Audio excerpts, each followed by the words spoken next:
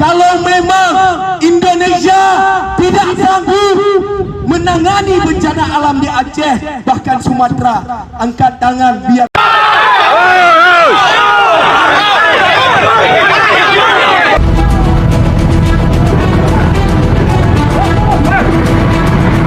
rakyat Aceh dekat kampung tanpa bantuan internasional. Apa nak kau cakap? Laju kan Edin bawahnya. Ambil aku punya lalu. Ini Malaysia kan? Tahan ini pilih.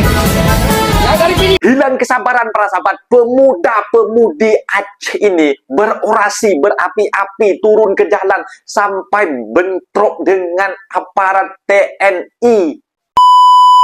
Assalamualaikum warahmatullahi wabarakatuh. Jumpa lagi para sahabat dan teman-teman dengan Mas Farhan. Gimana kabar-kabarnya? Semoga kalian semuanya sehat-sehat saja. Yang baru bergabung di videonya Mas Farhan, terima kasih banyak-banyak yang sudah setia menonton di channel ini. Saya doakan semoga kalian semua dimurahkan rezekinya, dipanjangkan umurnya, dijauhkan dari malak bahaya oleh Allah Subhanahu wa taala. Amin amin ya rabbal alamin. Oke para sahabat dan teman-teman, di video kali ini Mas Farhan akan nge-reaction beberapa video yang sudah di-tag di TikTok Mas Farhan tentang pemuda Aceh sudah turun ke jalan mulai sekarang para teman. Mereka mengibarkan bendera bintang bulan yang itu merupakan bendera Aceh. Ini merupakan suatu tindakan protes anak-anak muda yang masih membara jiwa-jiwa untuk memberontak para sahabat. Ini merupakan bagi pemerintah pusat. Sebenarnya dari video yang sebelumnya para sahabat, Mas Farhan gali informasi tentang Aceh ini. Memang dulu Aceh itu akan diistimewakan kalau bergabung kepada Indonesia. Bahkan ada banyak statement-statement yang mengatakan kalau tidak ada Aceh, Indonesia tidak merdeka katanya para sahabat. Dan di sini para sahabat, dengan adanya bencana banjir yang sudah 1 bulan lebih, 1 bulan lebih masih rakyat menderita sampai kelaparan, bantuan asing ditolak, tidak ditetapkan bencana nasional. Itu yang membuat pemuda warga yang bikin geram dan marah sampai turun ke jalan dan bentrok dengan aparat kepolisian, dengan TNI para sahabat. Ini kalau yang pemuda-pemuda itu sudah raganya itu kami akan maju macam itu. Tetapi kasihan para sahabat. Sebenarnya kita kalau memang diakui sebagai negara Indonesia Aceh itu harus sama pemerintah pusat harus dikasih lebihlah macam itu perhatian. Karena Aceh itu negara kaya para sahabat. Provinsi yang kaya dari segi alam, minyak, nikel. Dan itu minyak pengeburan dekat sana pun Aceh itu juga kaya alamnya pokoknya, dari emasnya pun juga para sahabat. Dan para sahabat penasaran kan seperti apa aksi Aceh pemuda yang turun ke jalan dan orasi berapi-api. Kita simak videonya, apa-apa benda boleh komen juga bawah. Tetapi jangan lupa bantu sokong channel ini dengan like, comment, share dan subscribe-nya. Kita langsung ke videonya. Let's go. Orasi berapi-api. Kalau memang Indonesia tidak sanggup menangani bencana alam di Aceh, bahkan Sumatera, angkat tangan biarkan negara luar masuk membantu kita. Setuju? Setuju? Ini kawan-kawan, ini merupakan tsunami kedua bagi kita di Aceh. Ribuan mayat telantar 19 hari tanpa jaringan, tanpa lampu. Masyarakat kita hari ini bertahan. Ada yang belum ketemu dengan ibunya, ada yang hilang ayahnya, ada juga warga Aceh lakukan unjuk rasa damai mendesak penetapan status bencana nasional.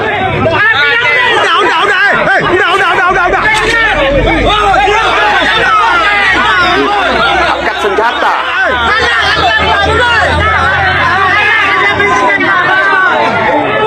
Itu warga Pak.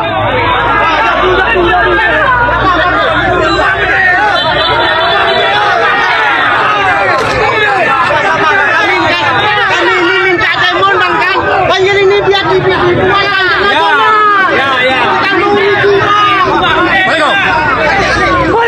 Tegang weh.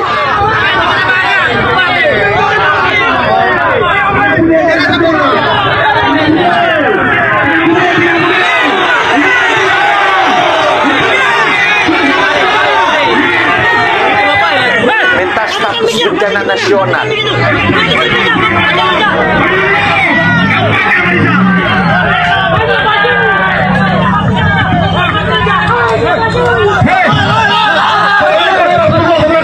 Kumpul. Rekan-rekan semua, kita melakukan aksi damai, aksi kemanusiaan untuk membantu saudara-saudara kita yang lagi terdampak bencana. Tapi realita kita Bawa bendera Saya ingin ingatkan putih kepada ya. para pejabat semuanya, tidak satu-satu tapi semuanya ada dua fungsi pemimpin yang paling penting, dan ini harus hadir dalam setiap keadaan, termasuk ketika rakyat menghadapi bencana. Ya, ini Betul. fungsi pejabat yang paling utama. Ini Itu dia pengamat harus politik menjadi ya. ro'in terhadap ro'iyah. Ro'iyah itu rakyat. Rakyat itu serapan dari bahasa Arab, orang yang diurusi. Maka jika Anda sudah niat kampanye politik ingin menjadi pemimpin, siap menjadi ro'in, ngurusi rakyat, menjadi pelayan rakyat. Betul. Siap ngurusi Yang rakyat. kedua, ada terminologi yang menarik yang diajarkan oleh Nabi kita. Selain sebagai seorang pelayan, ro'in bagi ro'iyah, bagi rakyat, seorang pemimpin harus punya sikap sebagai apa? Junnah, menjadi tameng, pasang badan. Pemimpin yang benar itu dia tidak akan kenyang sebelum rakyatnya kenyang. Dia tidak akan merasakan kelaparan sebelum dia tahu bahwa rakyatnya sudah kenyang semua. Jadi tidak sekedar bernarasi tentang empati, tapi dalam praktik keseharian banget ya. kebijakan itu jauh. Mbak Ciki tadi itu sebenarnya mengkonfirmasi semua yang disampaikan oleh pejabat ternyata tidak jujur. Bukan bicara soal ada kemampuan, tetapi faktanya kemampuan itu tidak terukur, tidak terrealisasi, belum sampai dirasakan rakyat. Rakyat masih menunggu, bahkan menagih, bahkan menuntut. Bencana disebabkan cuaca ekstrim, hujan yang luar biasa. Tapi kita lupa ini ada bencana politik yang menyebabkan bencana ekologis. Gak ada yang bisa membantah semua ini. Bencana ini terjadi karena apa? Karena deforestasi, pembalakan hutan yang ugal-ugalan, yang menyebabkan air dari langit yang dinarasikan sebagai rezeki, yang bisa menghidupkan tanaman-tanaman, yang itu bisa memberikan manfaat kepada manusia. Air yang dinarasikan rezeki itu tadi melimpah menjadi bala dan petaka. Kenapa? Fungsi hutan yang harusnya menjadi cawan penampung air yang kemudian didistribusikan sebagai rezeki ini dibabat. Lalu air tadi yang tadinya harusnya rezeki, sebagaimana tamsil malaikat pembagi rezeki itu kan pembagi hujan. Artinya hujan itu harusnya jadi rezeki sepanjang tidak ada ulah tangan manusia tadi yang merusak. Dan akar masalahnya apa? Deforestasi. Deforestasi apa? Lahan sawit, industri kayu, oligarki sawit. Kita sibuk ya memikirkan dampaknya, tapi penyebabnya nggak pernah kita urusi. Saya mau tegaskan, tidak ada industri sawit di negeri kita itu yang dibangun di atas pembebasan kebun-kebun rakyat. Beberapa sajalah pakai plasma. Mayoritasnya adalah apa? Mengambil lahan hutan kita untuk dikonversi menjadi sawit. Saya ingin rujuk data. Pada saat Menko Marifes Luhut bin Sarpanjaitan melakukan audit terhadap sawit-sawit ilegal, itu ada 9 juta yang diaudit, terbukti 3,3 juta lahan sawit ilegal. Lalu apa yang diambil negara? Menormalisasi, memutihkan. Apa yang bisa diambil kesimpulan dari proses yang memutihkan ini? Gak ada efek jerah. Makanya apa? Pembalakan hutang itu makin merajalela. Gak peduli dia. Misalnya tidak belajar tentang bagaimana memperlakukan lingkungan dengan baik. Sekolah-sekolah dipersalahkan sekarang tidak mengajari anak bagaimana memperlakukan hutan. Tapi oligarki kayu, oligarki sawit ini tidak pernah dihukum oleh negara. Tidak pernah dihukum oleh negara. Ya 3,3 juta, bagaimana? Sudah disimpulkan itu ilegal, tapi malah diputihkan. Dan itu Nah, itu baru perusahaan-perusahaan besar. ya, besar. Semua juga udah tahu pemainnya. Nggak saya sepil di sini. Dan saya mau katakan Dari ilegal dilegalkan. itu baru dari modus apa?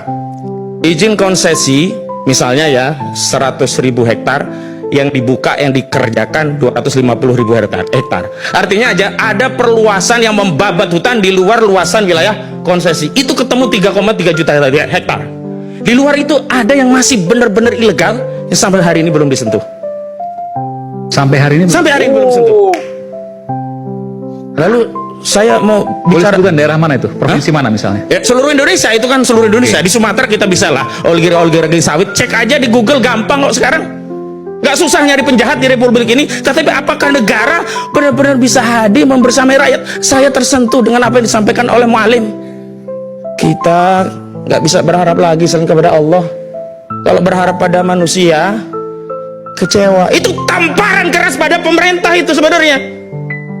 Betul. Apa yang disampaikan beliau-beliau ini nonsen. Karena apa? Statement dari Aceh itu mengkonfirmasi gak ada yang bisa diharapkan. Walaupun saya ingin tegaskan ya, mungkin ungkapan yang saya sampaikan ada beberapa yang hiperbola ya, mohon maaf.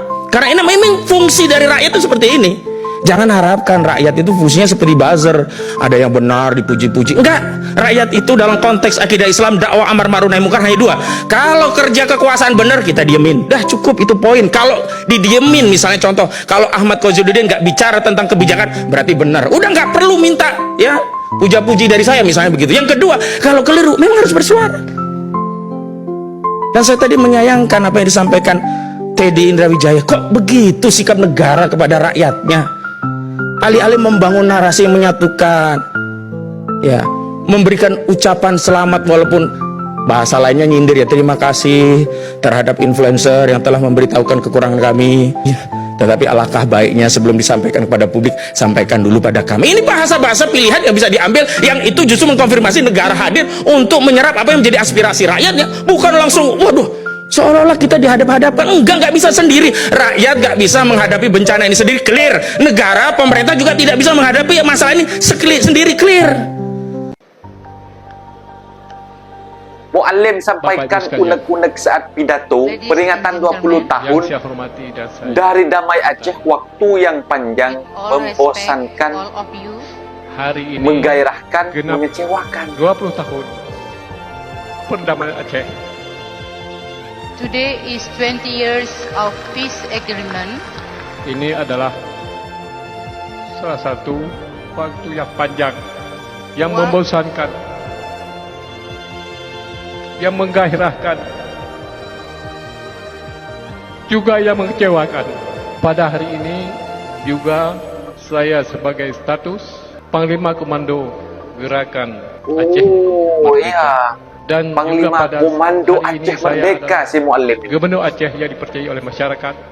Bapak Ibu sekalian, yang perlu kita ketahui adalah perdamaian Aceh satu-satunya yang lama dibandingkan beberapa perjuangan yang kita lihat di ASEAN, seperti Filipina dengan Moro, Thailand dengan Penani, India dengan Kashmir, tidak di depan mata kita.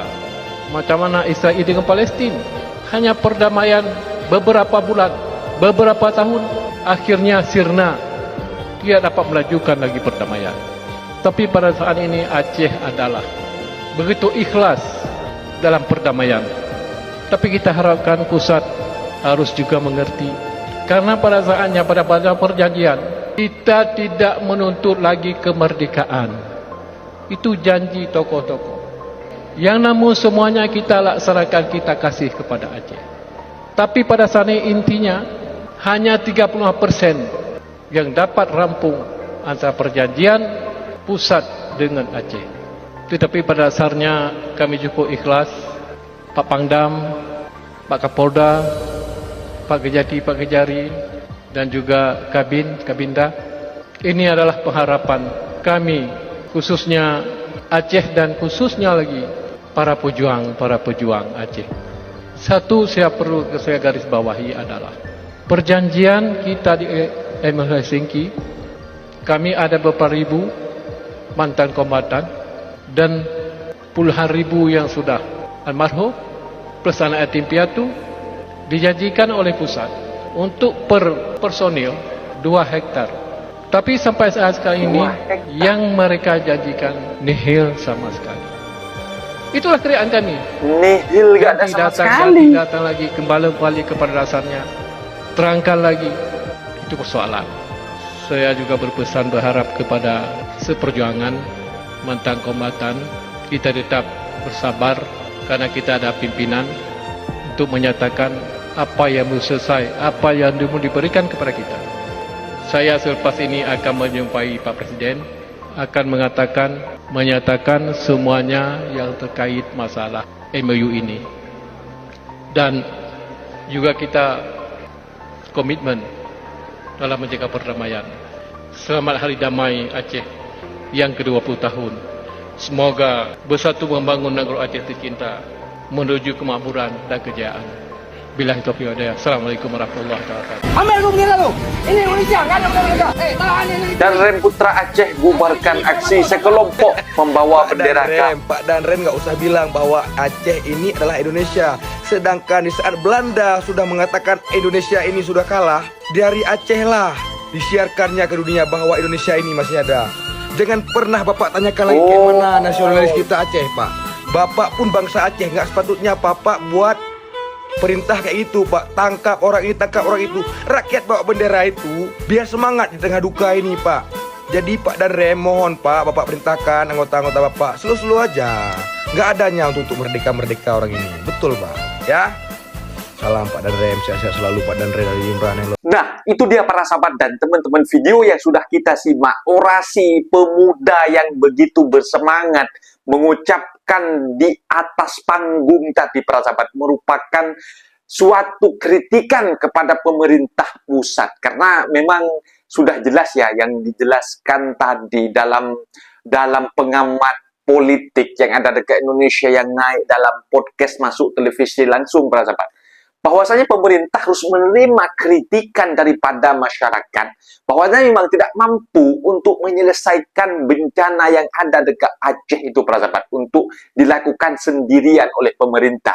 Dan memang dekat media sosial memang statement-statementnya memang viral, bahwasanya kita memang tidak memerlukan bantuan asing, kita masih mampu untuk mengurus bencana tersebut oleh pemerintah macam itu. Tetapi memang kata Bapak Gubernur oleh Muallim Manaf para sahabat, semua yang dikatakan yang dijanjikan dalam perjanjian MOU untuk perdamaian dulu memang para sahabat, bahwasanya ada beberapa ribu personel mantan dari komando dari Bapak Muallim ini, mantan merupakan dulu angkatan untuk kemerdekaan Aceh lah, dan dulu memang ada perjanjian MOU dan merupakan untuk damai macam itu, dan ada keistimewaan yang akan diberikan oleh pemerintah pusat terhadap provinsi Aceh sendiri dalam perjanjiannya. Tetapi yang Muallim katakan hanya